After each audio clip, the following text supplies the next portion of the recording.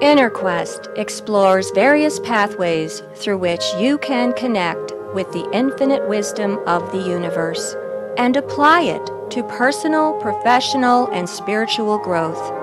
This program, featuring accomplished practitioners, educators, and authors, is provided by Infinity Foundation, an innovative center for holistic studies and research. We invite you to share this journey with us. Hello, welcome to Inner Quest. My name is Jay Stone, your host for today, and our guest is Bhante Sujatha. Welcome, Bhante. Thank you. Bhante is a Buddhist monk from Sri Lanka. He has followed the practices of a monk for over 30 years. Bhante is the abbot of the Blue Lotus Temple in Woodstock, Illinois, and he teaches meditation to people searching for happiness and contentment. His instructions are based on the ancient Buddhist teachings. Now, before the show, I asked you, is there anything special that a monk is called? And then you kind of explained your name. Mm-hmm. Can you tell our audience what Bhante means? So Bhante means like venerable or monk. Mm-hmm. So that's the word we use for before the first name. Now, have you always, once you joined the monastery 30 years ago, Mm-hmm. were you immediately called Bhante, or did you have to earn that distinction? No, immediately they call Bhante. Any monks we call the Bhante in our tradition. Okay. Yeah. And what age did you first enter a monastery? Actually, age 10 I left home, and Mm-hmm. age 11 I became a monk. And what drew you to the monastery? Why did you become a monk at age 10? So my parents, they are born Buddhist. I'm always go to temple with my mother. When I go to the temple, I always feel peaceful and happy. Monks are very kind and compassionate people. They make fun and laughing a lot. And so I thought it's a peaceful place. One day my teacher asked me, do you like to become a monk? That's it. And so I said, sure, even I don't know what it is. Now, is it common for children at the age 10 to choose to become a monk? Yes, it's a very common thing in Sri Lanka. Yeah. Okay. Do they ever do it earlier than age 10? The age 7 is the lowest. Okay. Yeah. So, what was your life like growing up, starting at age 10 in a Buddhist So now monastery? age 11 I became a monk. So after that, because I was young, so my teacher said I had to go long period of time for training. So I did my training 10 years. It was very difficult training, it's vigorous, like living in a boot camp. And okay. And so, what did your training involve? So we had to get up 4 in the morning, and so then we had to do the chanting and meditation like an hour and a half. Mm-hmm. So then we had to go to the village to collect the food. We call the arm collection. And these are donations, yes, private yeah, donations? yeah, it's a food, yes. Okay. Yeah, so then we come to the temple and have breakfast, then all the other work, physical work, cleaning, and then during the day we had to study. And so, now you mentioned breakfast. What would you eat in the monastery? So we have different things when we go arms round collecting food. So people offer different things, the bread and rice and fruits and so many different things. So we don't know whatever we going to have. So whatever we receive, we have to eat it. Uh-huh. So we don't have so many options. So I cannot say I cannot eat this or something like that. Now, did you grow food at your monastery? Not really. So always we go and collect the food, or people bring the food. Now, anything else you want to add about your training in the monastery? I know it was a difficult training, but I really like it now as an adult. I think that training shaped me very well. So now, because of that training, I can live anywhere in the world. So. And your parents, are they supportive? Were they supportive of you becoming a monk, or they? In the beginning, not at all. So they didn't like it at all because of my decision. But I was keep asking and asking. Finally, they gave me the permission because they couldn't handle it anymore. But they were angry, disappointed. now they love it. Okay. And what kind of work did your parents do? Because my father has a family business, Mhm. and my mother stay home and supporting the family, and so that's what they are doing. So they kind of expected you to go into the family business? Oh yes, of course, because I'm the only son in my family. So the Eastern families, they always thinking only son stay home and taking care of the parents, and so that's the tradition. So Interesting. yeah, exactly. And now, did some of the monks who joined at age 7 or 10, did they ever drop out? Oh yes, always we can come in, and if you don't want to do that, we can go away. So it is totally set free. Okay. Yeah. And did you ever feel at any point A couple of times I had that feeling when I was a teenage monk, and so the good thing about it, so always I had noble friends, and my teachers, they guided me very well when I have a hard time. It wasn't really difficult, but the rough time, sometimes when we are turning to teenage time, so yeah, I made it. Yeah. Okay, and you said they would counsel and help you during tough times. Like, was it some advice, or they just say, well, sit there and meditate till you get an Not answer? really, no, not like that. They are very kind and compassionate people, always like, like mother, like a father, always guiding them. Sometimes tough too, and it depends on the situation, but always their base is, the reaching to us with kindness and compassion. Okay. Yeah. And how often do you get to go back and visit your family in Sri Lanka? I do now every year. Oh, good for you. Yeah, every year I go to Sri Lanka. Good for you. And what really led you to your decision to become a monk? Was it like an epiphany, or? Because I didn't have exactly very strong idea about it that age, but only feeling I had, I love it. It's like a very exciting experience. When I go to the temple, always I like that environment and peaceful experience. But age 10, I don't know how to describe it really well, deeply. So I just follow my the feeling. And what age did you start to meditate? Actually, the Buddhist countries, the Buddhist families, always when you go to the temple, even we cannot sit still, we have to try to sit still. And when I go to the Sunday school, always we have to do like a 5-10 minutes meditation. That's how I started, like age 7, 8, like that age when I go to temple. And then would you meditate at home? Would like the family gather and just be still and silent? Yes, we do a little bit, and more than meditating, we do the offering to the Buddha and those kind of things, a little ritual. Okay. So, now, can you describe the offering? So would we you offer, put out rice or something? So during the day, if you offer something, we offer food, definitely, of course. And especially in the evening, we offer flowers, incense, and the candles, and maybe some water. Now, do you do offerings for the Buddha at your temple here? Of course, that's a kind of always we do. People always do that. And what is the purpose to make the offering to the Buddha? So the one is a respect, to the Buddha. People treating him as a live person, right? Because when they offer food, because that's kind of representing the sustain the body. So because we believe in the karma, right? We offer those kind of things, whether we like or not, we receive it. That's according to the karma. So always when we offer the flowers, and we think about the life, flowers are beautiful and fragrance, and end of the day, the fading away. That's the nature of the impermanence. Same with the food.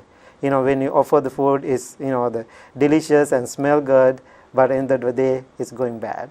So always we are doing. What do you do with the flowers and the food after they go bad? You throw it out? Yeah, just throw it out. Yeah, that's what we are doing. Now, do you say something when you make the offering? Yes, we are thinking about the qualities of the Buddha or Buddha nature and his teachings. And would you say it out loud or silently to yourself? Sometimes we can do silently, sometimes we can do as a group of people get together and we do the chanting. Now, before the show, I asked if you chant out loud, and you said yes. Would you grace us with some of your chanting? Really, I would like to do that. Okay. Bahun sahasma bhinim Mita sayudhantang girimekalang udita ghora sasena marang Dana didamma vidhina jitva munindo tante jasa bhavatu te jaya mangalani.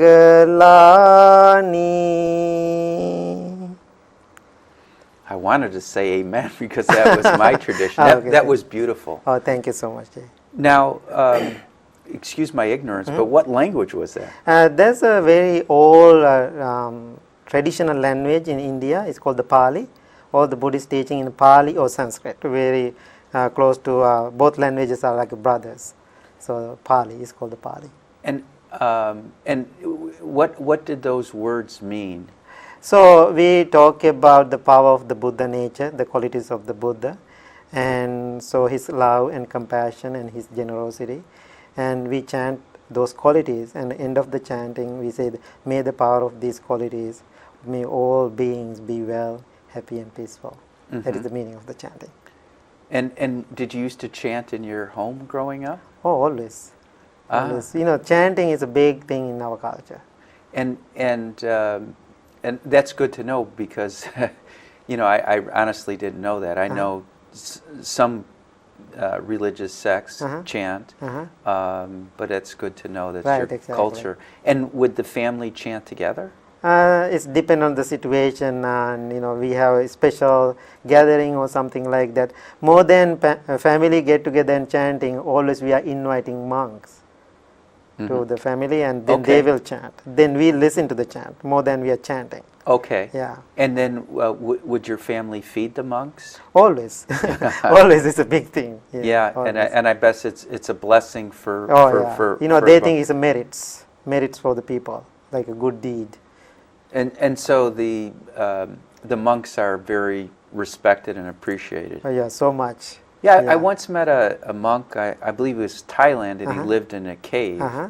And, you know, and people would just, you know, drop off food and water. And you know, if they didn't, he would nothing to eat, and nothing to drink. So he was under the goodwill. Now, I do know there are different types of Buddhism. How would you describe the Buddhism you follow? Actually, Buddhism doesn't have different types. Originally, it doesn't have.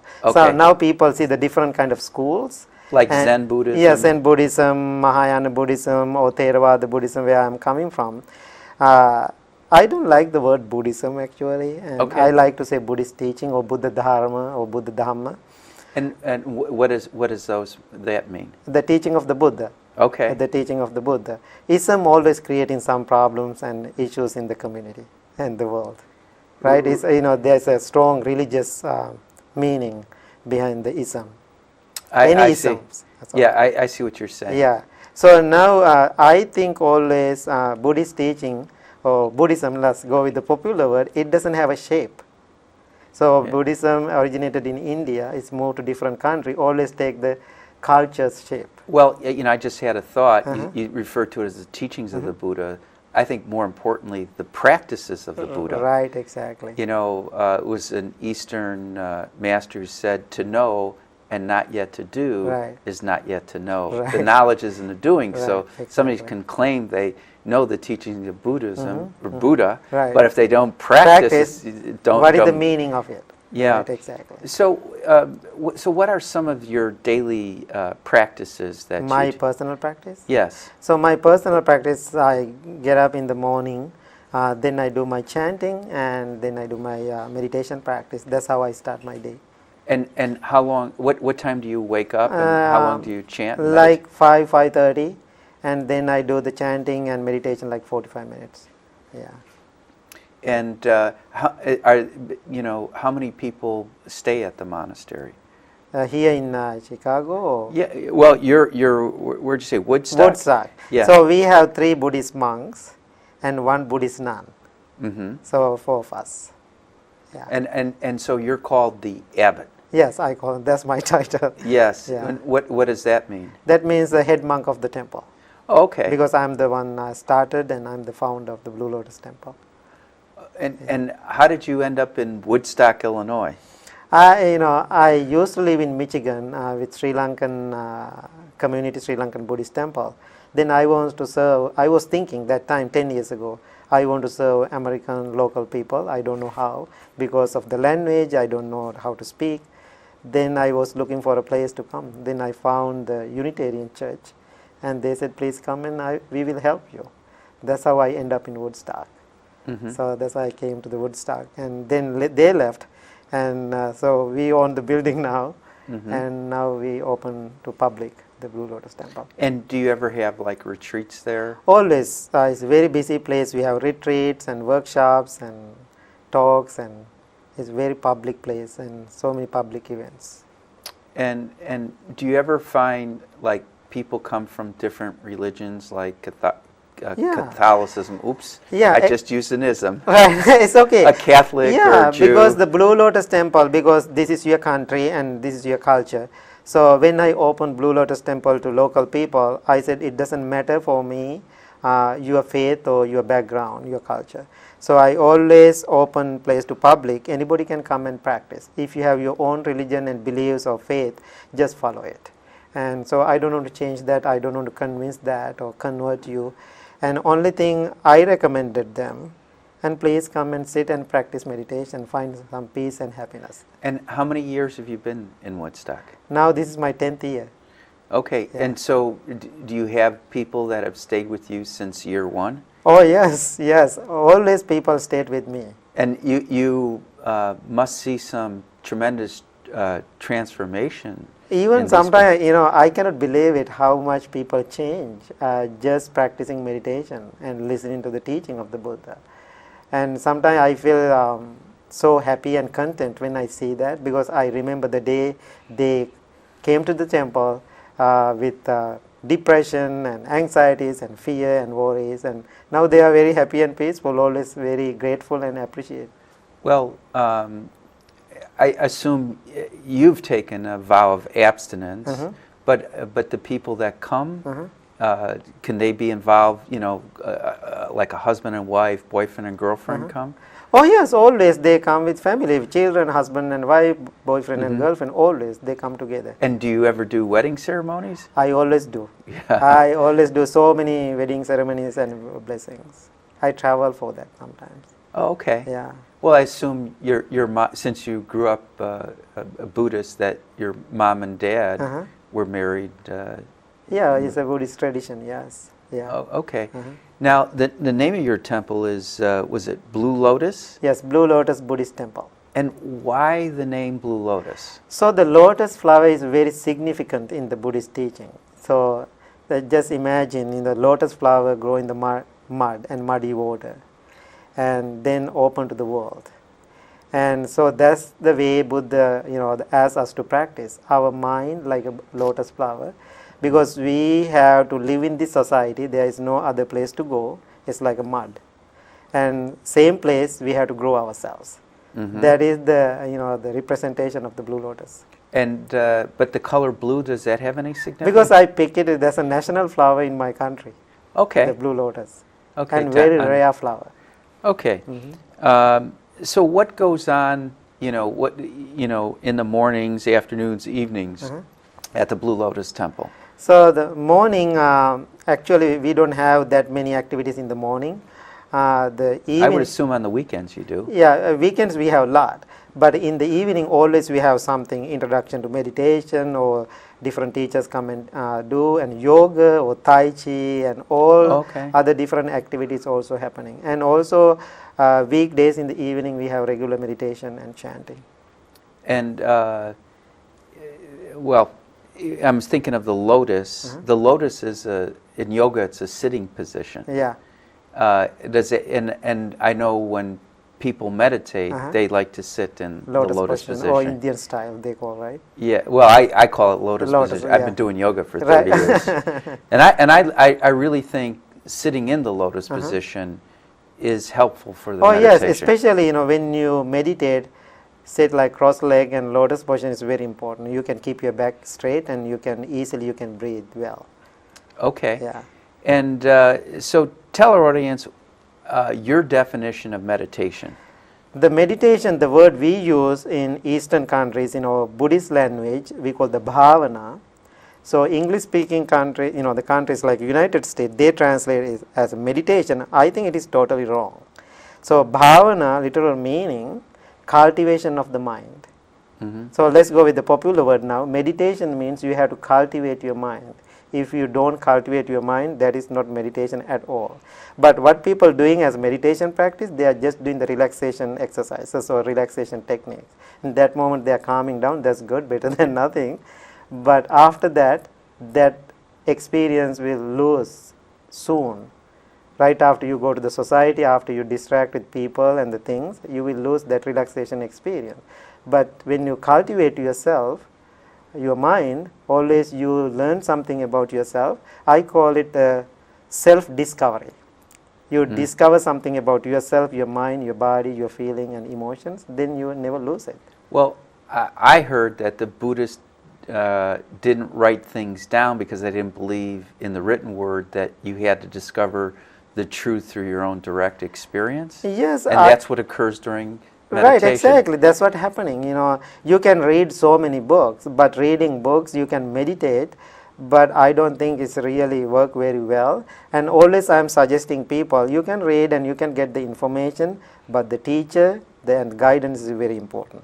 Well, and the experience. Yeah, experience. And part of our brain learns directly from experience. Yeah, exactly. And I believe if we heed our minds and our bodies, our minds and bodies will lead us to what makes us happy, healthy, compassionate, exactly. loving. Yeah. So now modern world, they always say, when you exercise or when you meditate, what will happen? Our serotonin level increase. That's what happened during the meditation. That's why people make themselves happy. So meditation brings you more awareness, mindfulness, compassion, and those kind of things to our lives. I once purchased a T-shirt. It said, "Meditation, it's not what you think." Right, exactly. Yeah, that's totally right. People have so many misconceptions about meditation. Well, please clear them up. Right. I want to learn. Yeah, because they think the many people when they come to meditation, they think they want to relax. I totally understand because we are distracted and exhausted everyday life, but people always enjoy that relaxation and that experience. But I'm always suggesting people, you have to cultivate, you have to develop your mind. Then the question, what kind of things you have to cultivate?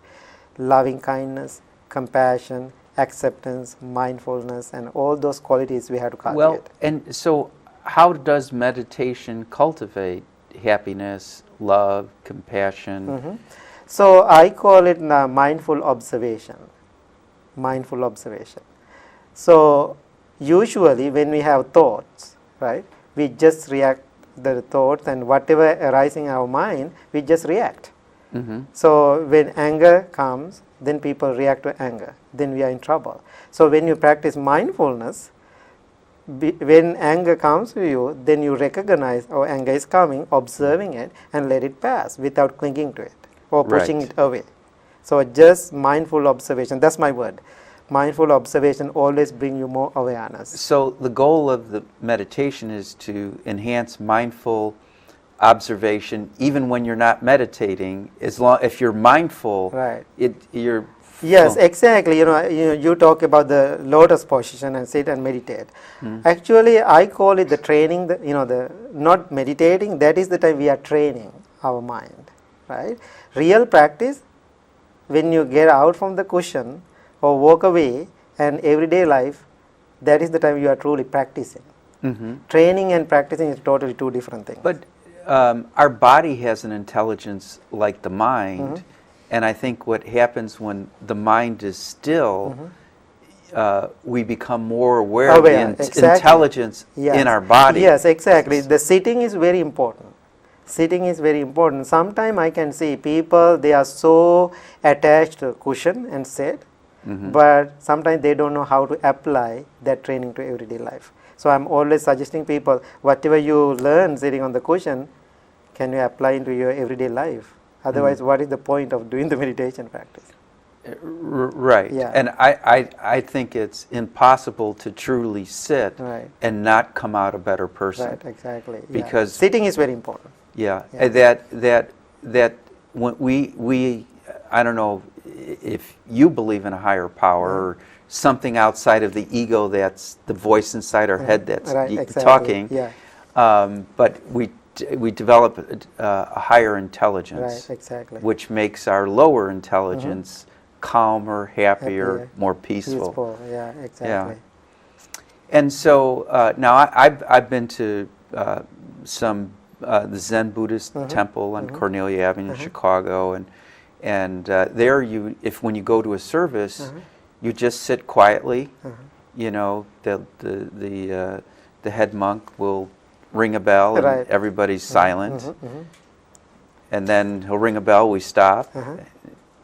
He might say a few words, he'll ring a bell, we Right, sit again, right. ring a bell, stop, and that's the service. What goes on in your typical Yes, the service? Blue Lotus temple, we are not doing like that. We ring the bell and I always guide, the guided meditation. Okay. We do the guided meditation because so many new people come, they don't know what they have to do and they need some, the guidance and directions.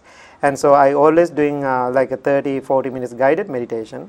Then after that, always we have discussion and I give the short speech. Then after that, people ask the question. Now, if any of our viewers are watching, are they welcome to come? Always, the Blue Lotus temple always open to public. And how many people typically attend service? On Sunday? Usually Saturday morning, we get like 70 to 75 people. And then after, is there like a gathering of the Yeah, community? people sit down and talk each other, and we have social gathering too. Okay, great, great. Do you have any special techniques for meditation?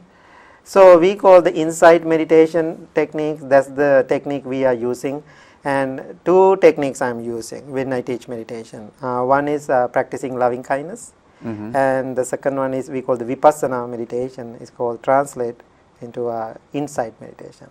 Those are the two techniques we are using. Now, when you're practicing loving meditation, is there a feeling, because love is not only cognitive, something that we think love, Yeah. but we also feel it, which I feel is more important. Yeah. First we have to feel it.